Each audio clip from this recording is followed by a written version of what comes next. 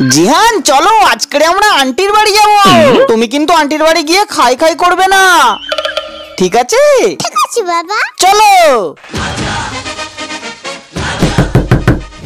আরে এখন আবার কে এলো? আরে জিহান বাবু তো, অনেক দিন পর। এসো এসো। আরে তোমরা এতদিন পরে এলে, দাঁড়াও কিছু খাবারের ব্যবস্থা করছি। আরে না না, আমরা খেয়ে এসেছি। এই তোমরা বসো তো। এই রামু কিছু খাবার নিয়ে আয় তো। হ্যাঁ ম্যাডাম আসছি। আরে শুধু চা খেলে হবে, খাবারগুলোও খাও। আরে না না না না।